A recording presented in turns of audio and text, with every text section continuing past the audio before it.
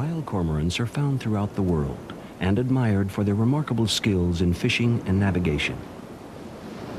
In Asia, it's a tradition to domesticate these birds in order to take advantage of their fishing talents, a tradition still alive mainly in two countries, in Japan, on the east coast, and along the Nagara River, and in China, in the western Yunnan province. The people of these regions have developed their own unique methods for taming these seabirds. The Chinese tame the birds as soon as they hatch. Whereas in Japan, master bird handlers capture and train adult cormorants.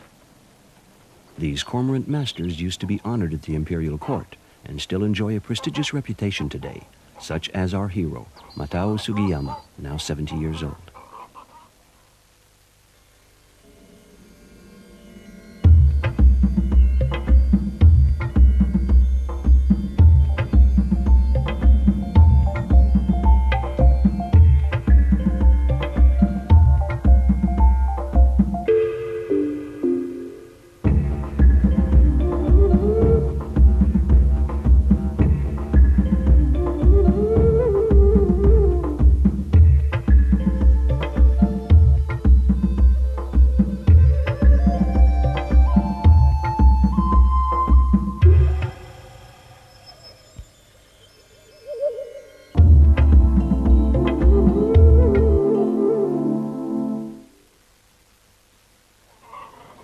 This man, Numa Tayashi, is in charge of luring and capturing wild cormorants, which is quite an art, involving the use of collars, captive birds whose eyelids he has sewn together.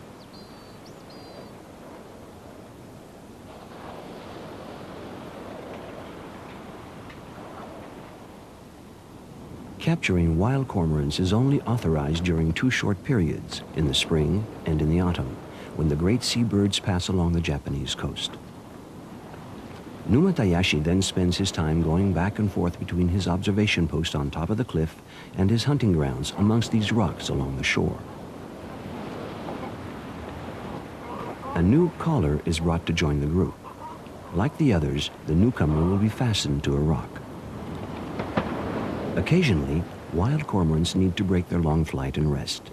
The sight of other cormorants is reassuring enough for them to head towards that particular cliff. This trick never fails, and all Numa Tayashi needs is a good deal of patience.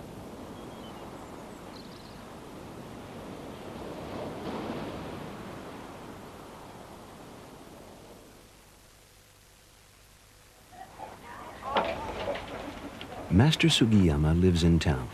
He keeps his cormorants in a large aviary next to his house. He says he wants to be able to watch over them like his own children. By law, cormorant masters are entitled to own up to 22 birds at a time. When a bird dies or becomes too old, it has to be replaced. And that is when Numa Tayashi is called on. On the ocean shore, the watch goes on. Numa Tayashi is in no hurry. He knows his trap will work eventually.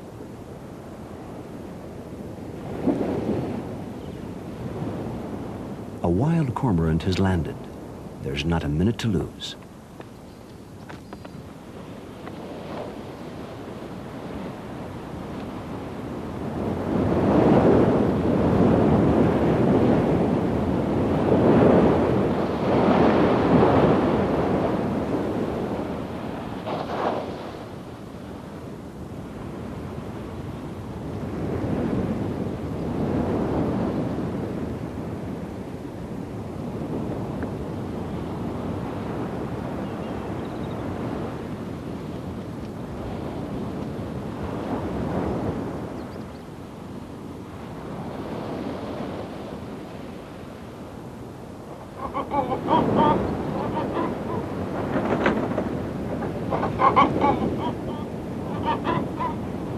The bird doesn't have a chance to figure out what's happening. It's captured before it can begin to struggle. The first thing to do is to prevent the cormorant from striking out by neutralizing its powerful, sharp beak. Numa Tayashi slips a piece of wood inside the beak to prevent the bird from suffocating to death. He then uses a piece of string to make a kind of muzzle that will render the captive harmless.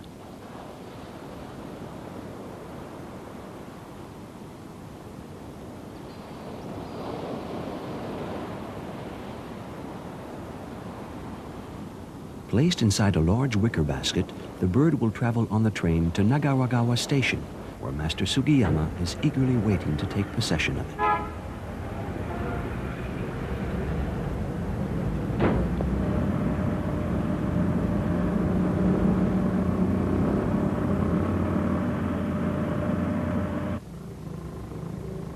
As soon as he gets home, Sugiyama takes the cormorant out of the basket so they can get acquainted. The master gets to know his new bird by feeling its neck and crop. He then chooses a name. This one will be called Murimanu. After such a long trip, the bird will be thirsty, and Sugiyama helps it drink, having previously removed from its beak the protective piece of wood the Japanese call hashigaki. Blunting a cormorant's beak is a delicate operation which the master always performs himself.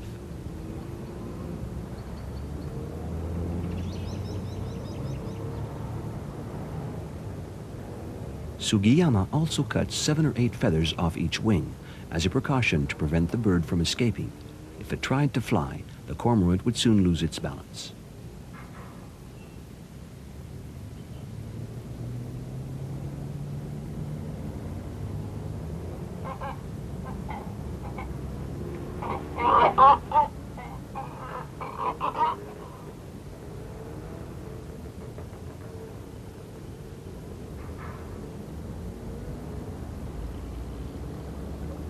Finally, a long bath. Each feather is rubbed at length.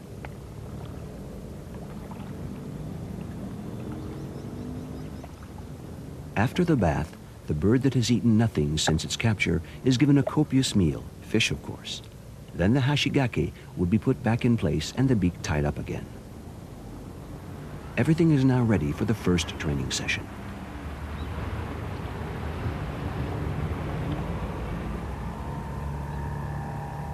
In Japan, training cormorants has a history stretching back over 1,000 years. This activity has always been held in high esteem. In Nagaragawa, 6 of the trainers, including Sugiyama, still enjoy the title of Master Trainer for the Imperial Court.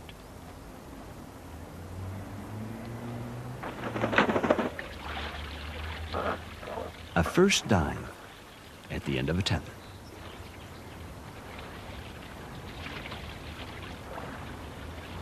Sugiyama misses none of his bird's responses. This close observation allows him to adapt his training to each bird's character.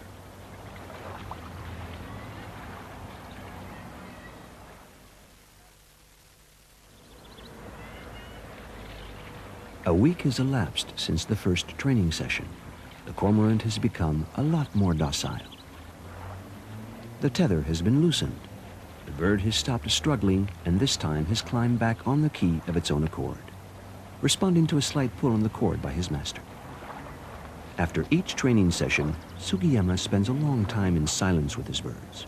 "We have so many things to tell one another," says the master.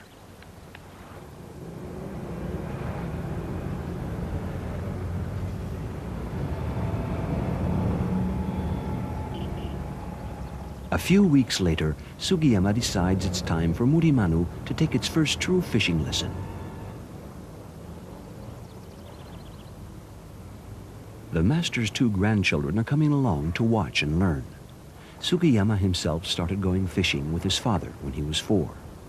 And he remembers his father always repeating that cormorants must be respected.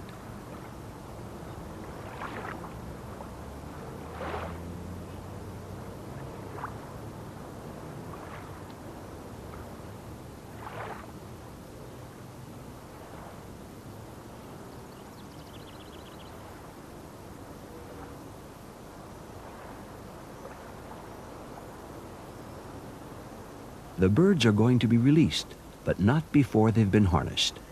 Lengths of twine are firmly tied to the base of their neck and run under their wings. These nooses will narrow their throats, so the birds can't swallow the fish they catch.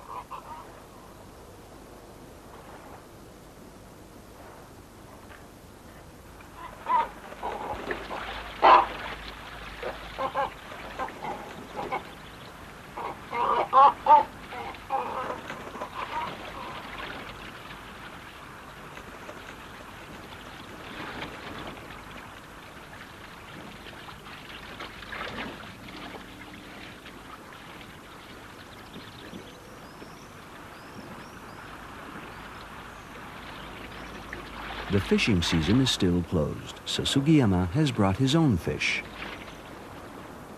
The cormorants chase them with great enthusiasm as they haven't yet been fed, a trick to sharpen their desire to fish.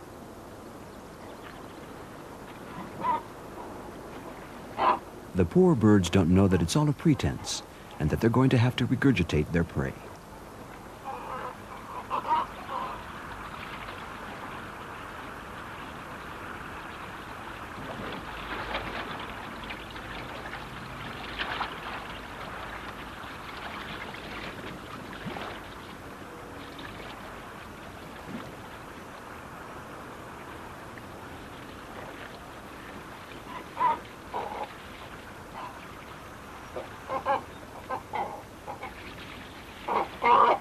Sugiyama is happy with his new bird.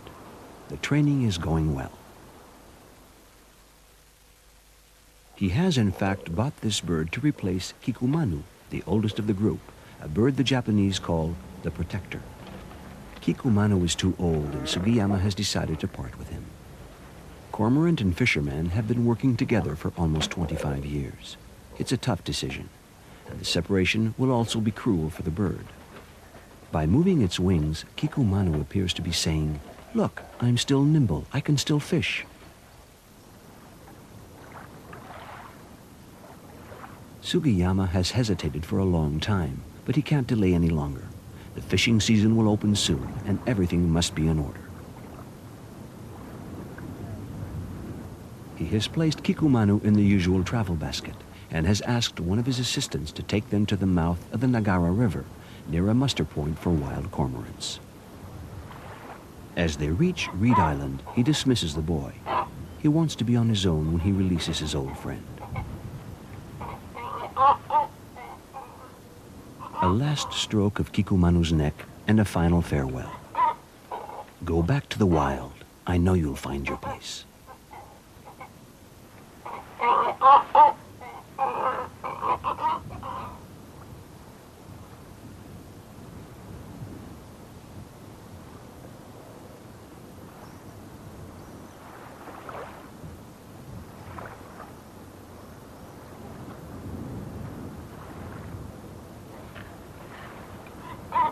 Once in the water, the bird swims around.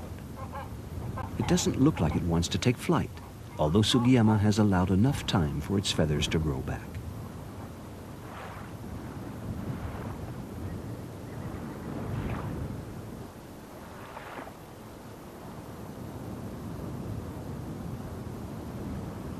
Still as a rock, his eyes locked on the bird that is now only a dot far away on the water, Sugiyama is waiting.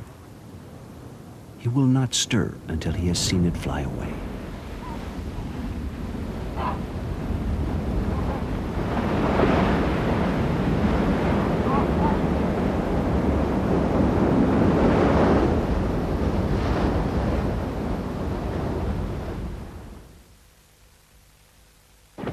Every year on the Nagara River, the opening of the cormorant fishing season is celebrated.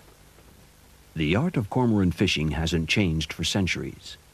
On these very old etchings, one can see the same tools and techniques as those used by today's fishermen. Fishing by night, with torches burning ahead of the boats, just like today.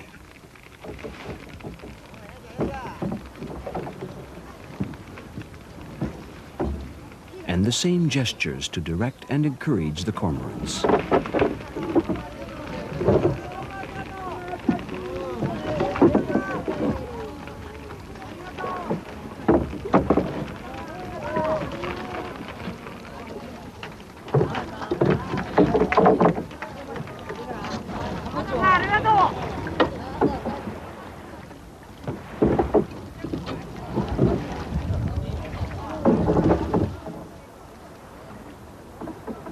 At 70, Sugiyama is one of the most active and efficient master fishermen.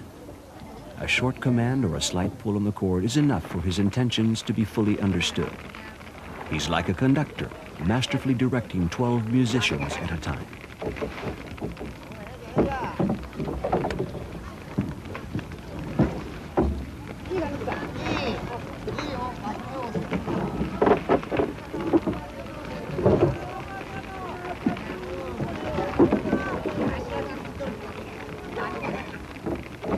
dawn, these trembling flames will go out, but they will be lit again the next day. Sons will one day succeed their fathers and keep alive one of Japan's most ancient traditions.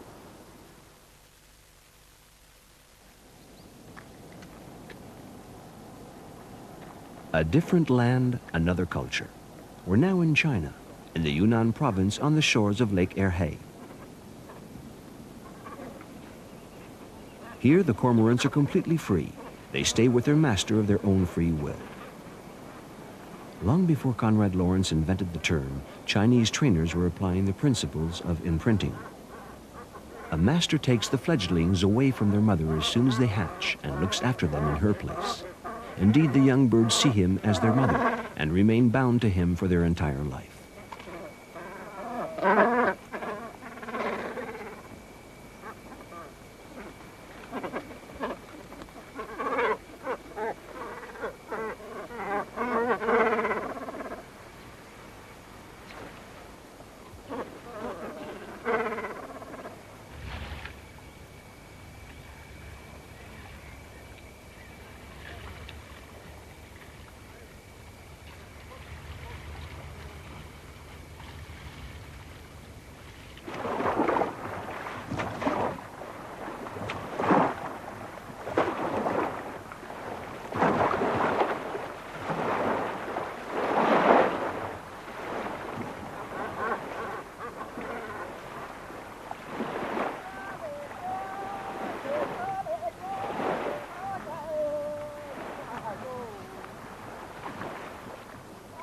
Every morning before the fishing begins, the fishermen go to collect baskets left in the water overnight. The shellfish gathered are used to feed the cormorants after work.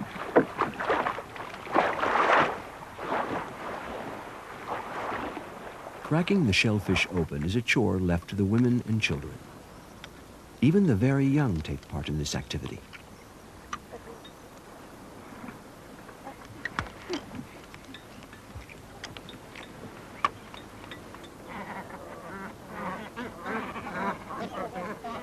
The cormorants may be free, but they still have to be equipped with collars. No one has ever been able to persuade even the best trained cormorants to refrain from swallowing their catch if they're given a chance.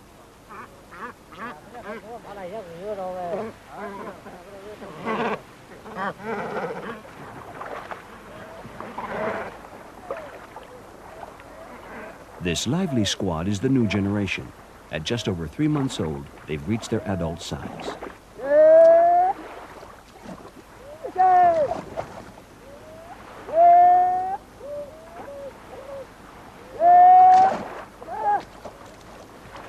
Masters give the signal to start the operations by striking the surface of the water with an oar.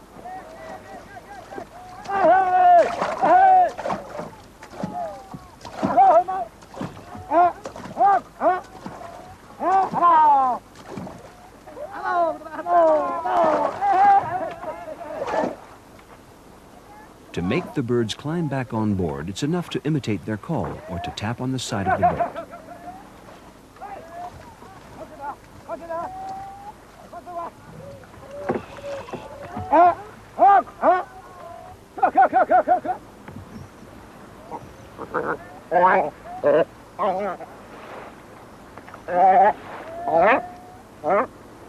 Willingly or not, the fish is soon regurgitated, and the diver sent back down.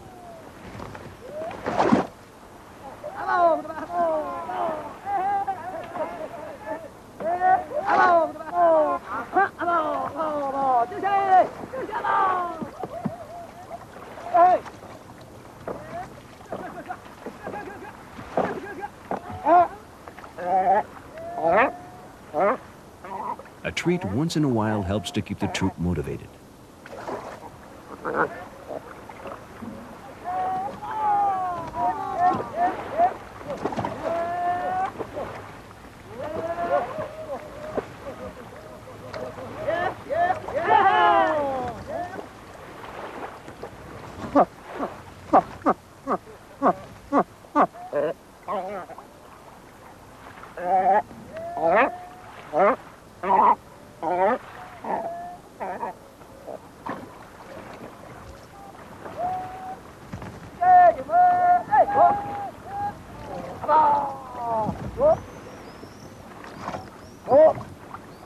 In summer, during the molting season, the fishing stops early in the day so the birds don't get too tired.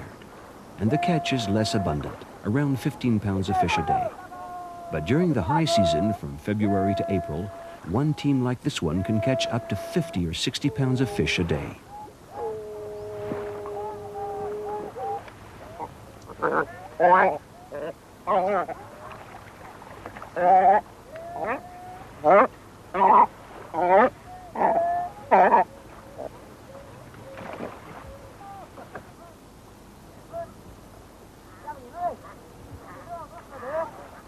As soon as the fishing is over, the first priority is to feed the birds.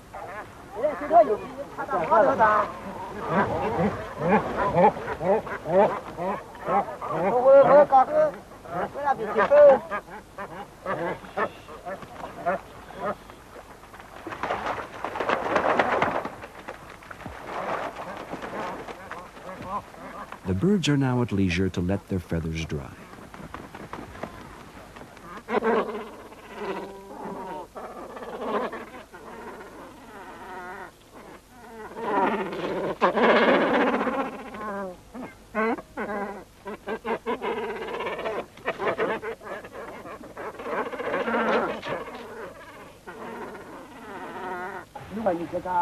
This film was shot after the end of the Cultural Revolution, when economic conditions imposed by the communists had already been liberalized.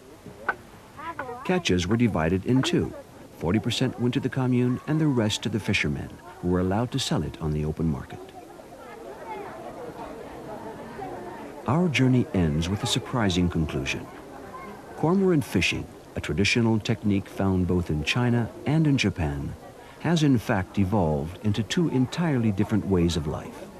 In Japan, practiced by an elite, it's seen as a sophisticated performance. In China, anchored in village life, it's the daily reality of simple fishermen.